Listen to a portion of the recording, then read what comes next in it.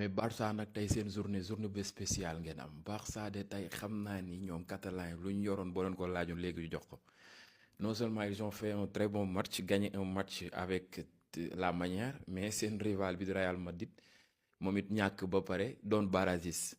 mais Mamadou Lamine Yamal gone gi xam nga boobu ba léegi maa ngi koy wax xam nga gëj naa koo xas mais maturité bi muy footballé ces temps-ci c'est autre chose mais l'entrée de Bernal a changé complètement le match de FC Barcelone. Barça est le roi de deuxième mi-temps moom dalay bàyyi premier mi-temps nga def say mbir yaa ma gën a xam ba deuxième mi-temps mu débloqué situation bi mais Mamadou Lamine Yamal un très bon joueur. Rafinha cadre leader no problème no faute zéro faute il continue à nous impressionner mu ngi noonee Koke ñu naan ko mën naa ni Hans Flick début match bi il a débuté avec deux numéro 10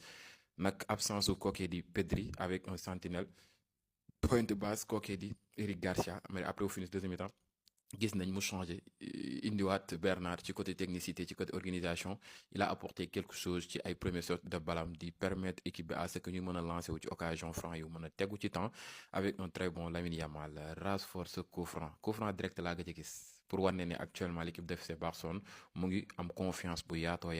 mu ngi noonee njëkk leen dugal taxul nga gagné leen loolu lañ indiwaat encore une fois mais Balde un très bon joueur félicitations à vous les Catalans doon ngeen actuellement ci top 8 bokk ngeen ci may na xaar ci commentaire yi kan mooy seen homme du match jàngeen ci les gars ma ne yëg naa victoire FC Barcelone bi mais dama nekkoon di régler bagage u équipe yu ndaw yi waroon dem barrage quoi moom laa nekkoon di lijjanti moom moo tax ma yéex a def vidéo bi mais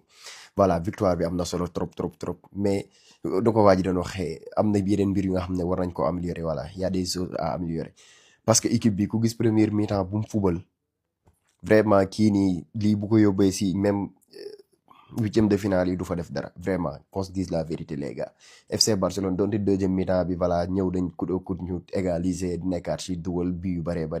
mais à chaque fois man ñaari match yi ñu passé yëpp première mi-temps ñi def ay première mi-temps yu bon lañ ba pare li ma si metti mooy que Pedri Frenkie de Jong ku manqué si FC Barcelone day feeñ si jeu bi carrément jeu bi nu ñu war a accélérer organisation bi dara du ci jaar yoon vraiment FC Barcelone war nañ mën a liggéeyaat si yooyu noonu ba genre yu mel noonu suñu amee ay blessures comme yooyu noonu ay Frenkie ay Pedri mu bañ feeñ si match bi vraiment mais coup franc bi Rashford dugal aussi tamit gars yi xool leen mais gardien yow tamit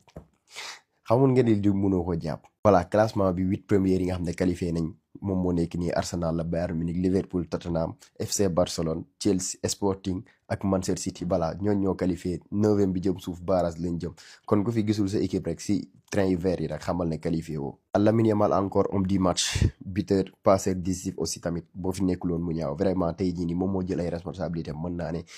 tax sax ñu gëñ voilà.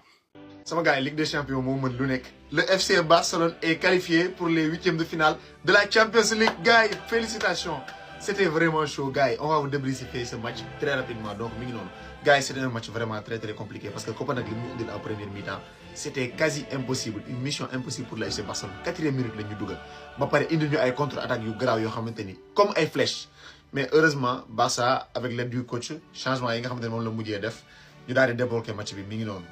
Barça moo mujjee gagné 4-1 donc mi ngi noonu Lamine Yamal un but Lewandowski sur une passe de Lamine Yamal mi ngi noonu daal Rafinha un penalty mais un coup franc incroyable de Marcus Rashford ana ñu doon wax naan Rashford dafa war a dem Rashford Barça Flick dofeewul noonu Flick joueur bi mu téye ci équipe xam na ni am na loo ko amal njëriñ xool leen rentrée bi mu def il a fait une superbe rentrée si on est vraiment honnête sama gars yi instant bii nii ñun on est qualifié pour les huitièmes de finale mi ngi noonu sama gars yi Lamine Yamal moom franchement xas naa ko ci match bi yëpp mais c'est un très grand joueur il a su faire preuve de maturité gérer match bi téye ko ci loxoom bal yëpp ci moom la doon jaar but yi penalty bi tout est passé par Lamine Yamal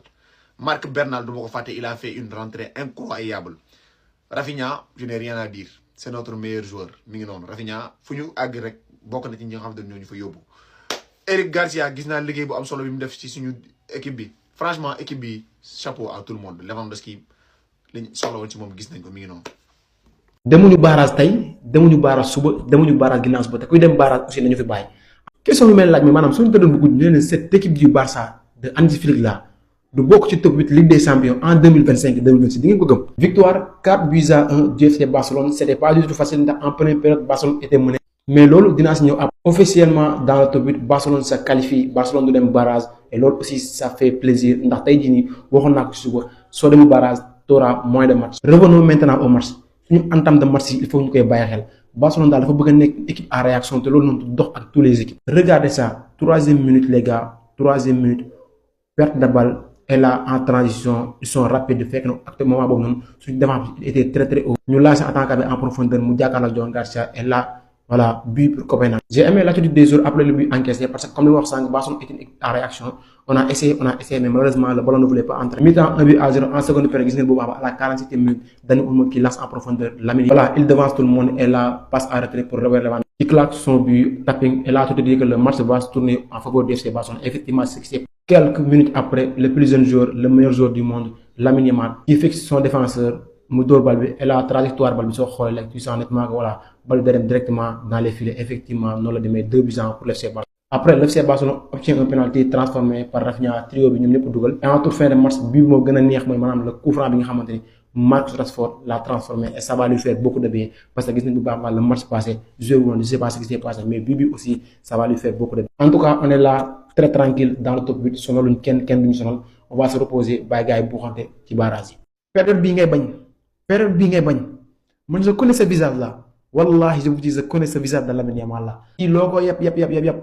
janvier février mars avril mai jëm kaw daa jotagul ay octobre novembre nga ko mën a yabee ay août septembre octobre novembre mais janvier février mars avril mai jëm kaw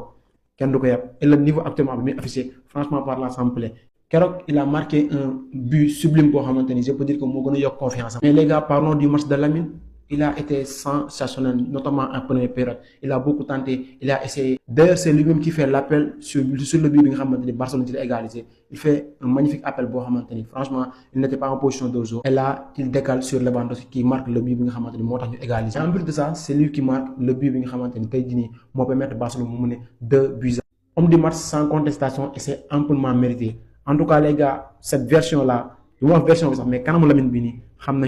donc attention. En plus de ça, il nous met une célébration à la Neymar. À chaque fois aussi qu'il nous met une célébration à la Neymar, il est en forme. En tout cas, et j'espère que les prochains matchs, Inch'Allah, il va continuer sur cette lancée. On en aura tellement besoin.